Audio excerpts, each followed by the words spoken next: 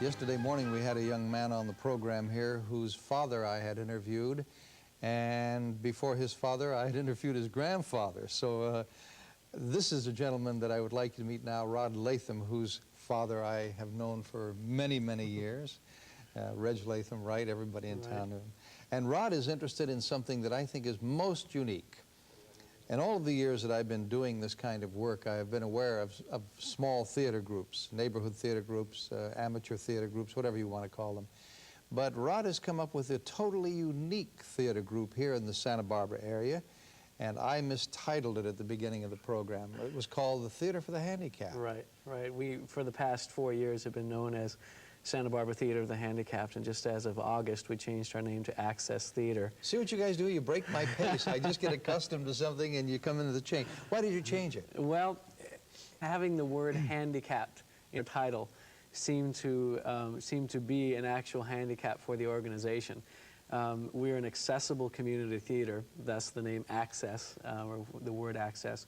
And one of our major goals, other than providing equal opportunities for disabled people and non-disabled people to be involved in theater, is to help. Excuse me for interrupting here. This is very interesting because you're talking about the stigma that goes with the word handicapped. And of course, it does have a label. It implies all sorts of things. We've gone through handicapped, disabled, otherwise able, right, all sorts of things. Why can't we come up with a factual way of describing the problems that confront the people? Well, there are small differences between words. For example, handicap tends to have a negative connotation, which we try to avoid. On the other hand, disabled has a negative connotation too, because it's taking away an ability. Otherwise abled is too long. Otherwise abled tends to people confuse. Well, what do you mean otherwise abled? We don't understand. So we'd like to get away from them altogether. Unfortunately, we live in a society that tends to label people. And always with a connotation to the label. With a connotation to the label. That is the problem. What we're trying to do is get away from that. We're trying to get away from the negative stereotypes, the assumptions that people have in our society, which we're getting, well, not us alone, but in general, we're becoming more and more aware of the abilities as opposed to the disabilities in our society that people We have a tendency to believe that if a person has a handicap or has a physical problem, that it's a total wipeout, that they really, therefore, are disabled in all aspects of their life, which is the biggest flaw in all of our reasoning that's ever come along. And many disabilities are not visible. For example, deafness.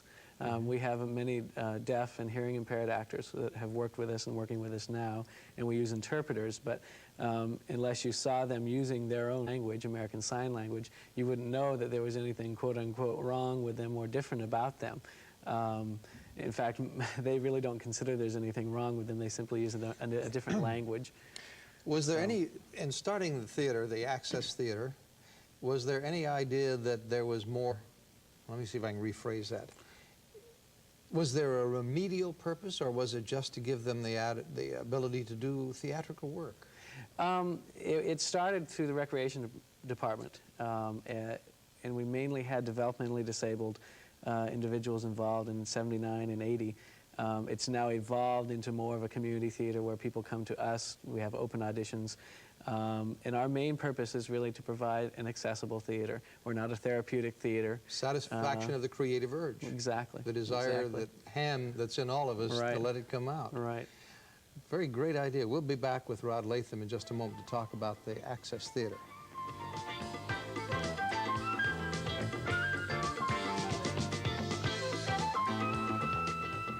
If you are unemployed and want a job, or if you are an employer who needs good workers, the Employment Aptitude and Placement Association can help. This nonprofit, non-government support program, founded over 12 years ago, counsels, motivates, and aids the unemployed in developing skills to obtain meaningful and steady employment. Hundreds of unskilled and skilled people have been counseled and placed in jobs through the EAPA program at no cost to the applicant or employer. The Employment Aptitude and Placement Association is ready to help you Monday through Friday, 8:30 to noon. Two sides to every issue, and when they meet, you have conflict. You people are just preaching gloom and doom. I'm not convinced we're saving any money. Tell the American people that, hey, we're not even going to study it anymore. Then you've got a situation where, what do you do if that occurs? All right, Now, Let's stay with facts here. I'm Meryl Comer. Join us each week as we debate the issues affecting you. Watch both sides on It's Your Business, a provocative program for dissenting adults. It's Your Business, Saturday afternoon at 12:30.